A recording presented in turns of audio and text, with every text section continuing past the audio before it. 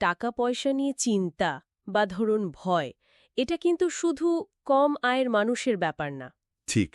ভিকি রবিন যেমনটা বলছিলেন, বেশ অবস্থাসম্পন্ন লোকজনের মধ্যেও কিন্তু টাকা নিয়ে একটা আতঙ্ক কাজ করে। করে। তো আজকের আলোচনাটা এই নিয়েই, মানে অর্থের সাথে আমাদের এই যে একটা মানসিক টানাপোড়েন সেটা কেমন, আর কিছু যে প্রচলিত ধারণা আছে মানে ফাঁদ, সেগুলো থেকে বের হওয়ার উপায় কি। হ্যাঁ, আর আমরা তো বেশ কিছু সোর্স দেখছি, জেমস জনি, ভিকি রবেন, ড্যানিয়েল কানেম্যান, এদের কাছ থেকে পাওয়া তথ্যগুলো একটু বোঝার চেষ্টা করব। একদম। উদ্দেশ্যটা কিন্তু শুধু বেশি আয় করা নয়, বরং অর্থের সাথে একটা কি বলে সুস্থ সম্পর্ক তৈরি করা। অবশ্যই। আর এই আলোচনায় প্রথম প্রশ্নটাই আসে যে মূল সমস্যাটা আসলে কোথায়। হুম। অনেকেই ভাবেন যে আয় বাড়লেই বোধহয় সব সমস্যার সমাধান। কিন্তু দেখুন, জেমস জনি যেমন দেখাচ্ছেন, $300 মিলিয়ন আয় করেও মাইক টাইসন দেউলিয়া হতে পারেন। ভাবা যায়। আবার ধরুন, আমেরিকাতে বছরে $1 লাখ বা তার বেশি আয় করেন এমন অনেকেই মাস শেষে কোনো টাকাই জমাতে পারেন না। তার মানে ব্যাপারটা শুধু কত আয় করছি সেটার উপর না, বরং কিভাবে সেটা সামলাচ্ছি তার উপর অনেক বেশি নির্ভর করে। ঠিক তাই, ব্যবস্থাপনা। তাহলে এই যে আয় বাড়ার পরেও অনেকে হিমশিম খান, সেটার কারণ কি? অর্থের ব্যাপারে আমাদের ভুল ধারণা? জনি এটাকে কিভাবে দেখেছেন? জনির মতে দেখুন, অর্থ আসলে মানে মূল্যের একটা আদান প্রদান মাধ্যম। এটা নিজে ভালোও না, খারাপও না। আচ্ছা। সমস্যাটা হয় কখন? যখন আমাদের ভোগ কনজাম্পশন আর উৎপাদন প্রোডাকশন এর মধ্যে ভারসাম্যটা থাকে না। একটু বুঝিয়ে বলবেন? ভোগ আর উৎপাদন। আমরা কি শুধু টাকা খরচ করে জিনিস কিনছি বা সেবা নিচ্ছি, নাকি এমন কিছু করছি যা থেকে আয় আসছে বা সম্পদ তৈরি হচ্ছে? বেশিরভাগ সময় আমাদের খরচের অভ্যাসগুলোই সমস্যা তৈরি করে। কি রকম অভ্যাস? যেমন ধরুন, অন্যের দেখে দেখে খরচ করা, ওই যে বলে কিপিং আপ উইথ দ্য জোনসেস। ও হ্যাঁ, সোশ্যাল প্রুফ। একদম। অথবা ধরুন, বড় কোনো লাভের চেয়ে এই মুহূর্তের ছোট আনন্দকে বেশি গুরুত্ব দেওয়া, হাইপারবোলিক ডিসকাউন্টিং যাকে বলে। হুম। ড্যানিয়েল কানেম্যান এটাকে আবার বলেছেন সংকীর্ণ মানসিক কাঠামো বা ন্যারো ফ্রেমিং। আমরা ছোট ছোট আর্থিক সিদ্ধান্ত দেখি, কিন্তু পুরো ছবিটা আমাদের সার্বিক আর্থিক অবস্থাটা দেখি না। এই ভারসাম্যহীনতা আর এই মানসিক ফাঁদগুলো, এগুলোই কি তাহলে আসল র্যাট্রেস? জনি তো র্যাট্রেসকে একটু অন্যভাবে বলেছেন, তাই না?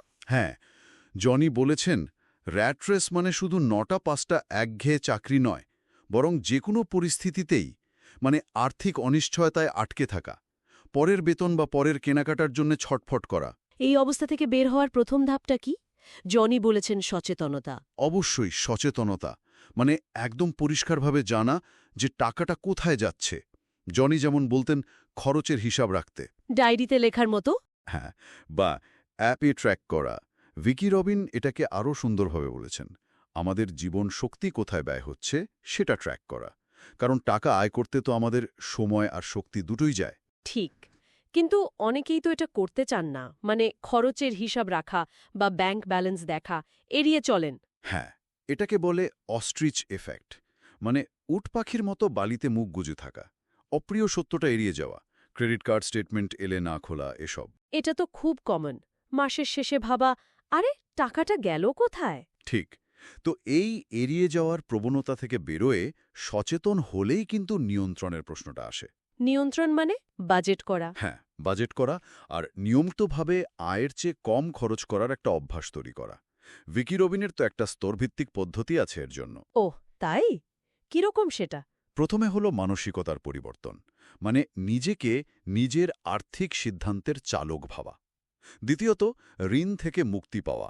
খুব গুরুত্বপূর্ণ। তারপর অন্তত ৩ থেকে ৬ মাসের জরুরি খরচের জন্য একটা তহবিল বা ফান্ড তৈরি করা। Emergency fund.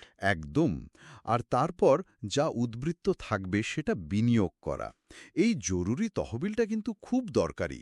হঠাৎ চাকরি চলে গেলে বা অসুস্থ হলে এটা একটা সুরক্ষা দেয়, স্থিতিশীলতা আনে। তার মানে শুধু খরচ কমানো বা খুব হিসেব করে চলাই সব নয়, যদিও ওটারও দরকার আছে। অবশ্যই দরকার আছে। জনি যেমন ফায়ার আন্দোলন বা মিনিমালিজমের কথা বলেছেন, হুম। ওগুলো কার্যকরী, কিন্তু পুরো ছবি নয়। ঠিক। আমাদের উৎপাদন বা আয় বাড়ানোর দিকেও তো মনোযোগ দিতে হয়। অবশ্যই।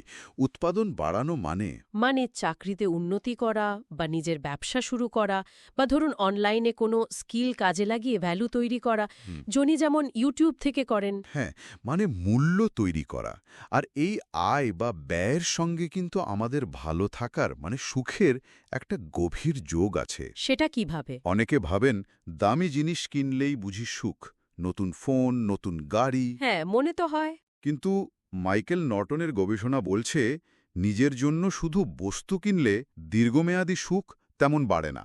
তাই নাকি? হ্যাঁ, বরং সুখ গড়ে অভিজ্ঞতা অর্জনে খরচ করলে।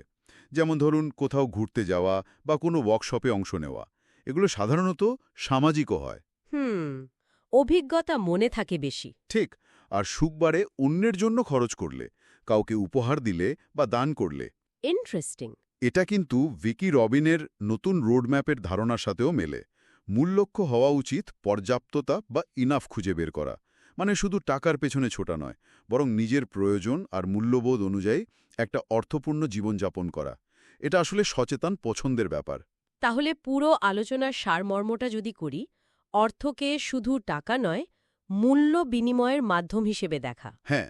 উৎপাদন আর ভোগের মধ্যে একটা স্বাস্থ্যকর ভারসাম্য আনা, নিজের আর্থিক অবস্থা নিয়ে সচেতন থাকা আর সেটার উপর নিয়ন্ত্রণ আনা। নিয়ন্ত্রণ আনা, একদম।